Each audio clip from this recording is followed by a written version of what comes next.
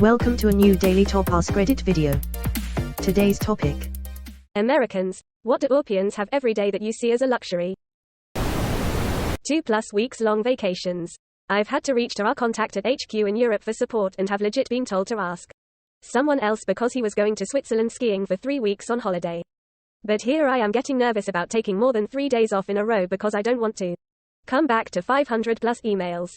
Here basically everything is closed for 3 weeks during August and 2 weeks during Christmas. No. I'm talking about offices and such. We just don't give a shit if customers want us, they will have to wait like everyone else. We just don't give a shit if customers want us, they will have to wait like everyone else. But what will I do if I don't have it now? Exclamation mark. I need you to do it, so do it somehow. I can't live without it. You can't leave me stuck. Quote. He told her, politely. I don't give a fuck. Quote. Being able to walk around town with a beer is awesome. Public transportation in non-huge cities is also awesome. Many US cities and especially the smaller towns are getting on board with this. The beer, not the public transportation. Basically every notable city in my state, North Carolina, has adopted social districts for roadies in the past 12 months.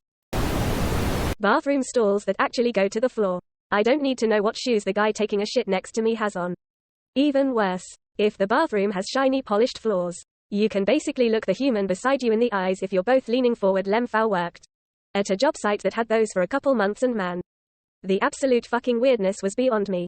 Don't forget the intentional gaps on the doors. Guaranteed 4+ weeks of vacation. And the fact that they are encouraged to take the vacation instead of being made to feel that it's a burden to the employer that you go on vacation. At least here in Italy, you are encouraged to take vacation for a simple reason. It's super duper illegal not to take them. And if you do not take them, you employer may face serious consequences. Vacation requests may only be denied for important organizational reasons. You might need X people trained to do something specific at any time. E.g., in hospitals, and if an alternative vacation plan is proposed by the employer. Meanwhile, the American courts just said that employers can take paid time off from their employees because it's not a part of salary. https www.reuters.com/legal/litigation/paid-time-off-is-not-part-workers-salary-is-court-rules-2023-03-1. 5. Affordable universities. Our daughter is going to university in Scotland. Our US friends always respond with shock at the luxury of going overseas for school until I tell them it's 1/2 the cost of an equivalent US college.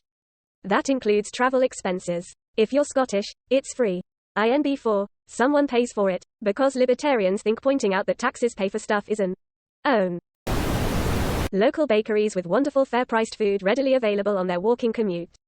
The bakery next to my house makes me hate myself because every morning smells so good that I have no choice but to go over and buy something.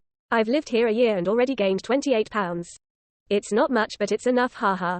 28 pounds in a year is kinda a lot, brew. Readily available and reliable public transportation. This blew me away traveling in Europe. Doesn't matter where you're, even if it's some middle of nowhere farm town, you're never far from a train station and you can just hop a train and go anywhere you want.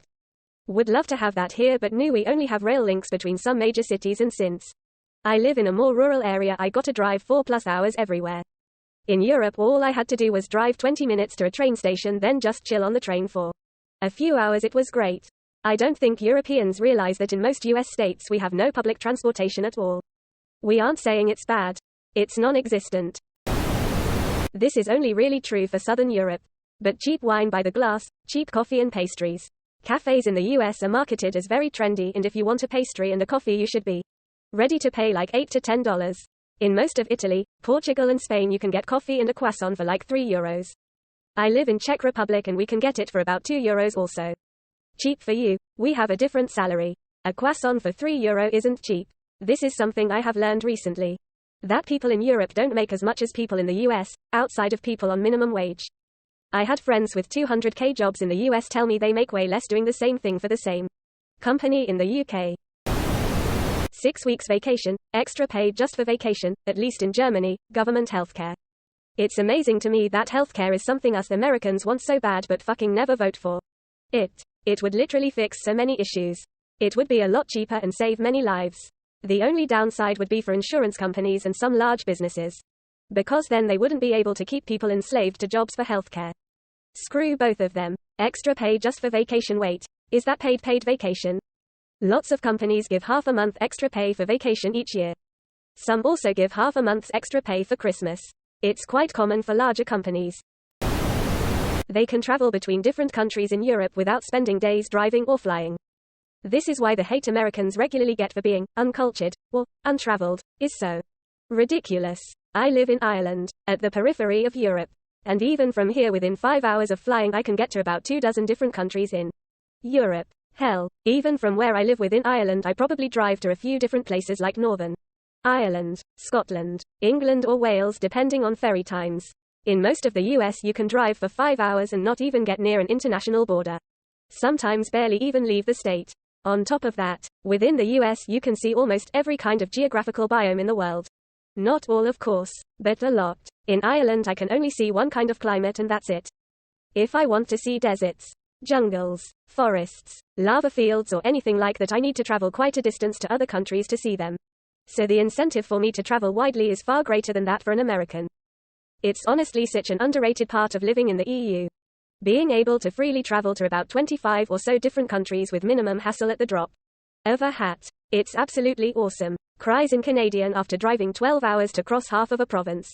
The drive from the bottom of California to the top is a 14-hour drive. The US is just incredibly huge. There is also enormous swathes of land without a human living anywhere all over the country. And without border controls or checkups. I can just sit in a car here in Germany and drive to France.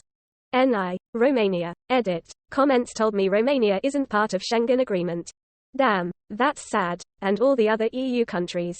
Just realizing I'm in another country because of the traffic signs. Once sat in a train and slept in. After like 30 minutes I woke up, got off the train and realized I'm in Enschede, Netherlands. Living in NRW, so pretty close to the border. I was like, okay. Got €50 in my pocket, so I decided to visit a coffee shop and walk a bit through the city until the next train in the right direction arrived. Like I'd do in every other city while traveling by train. That's all fairly recent, in European history, for Europe though. I remember going through border checks between Belgium, France and Luxembourg in 1985 with my dad. The border officials were confused about my dad having a UK passport with 3 kids with US passports. Driving a French car into France.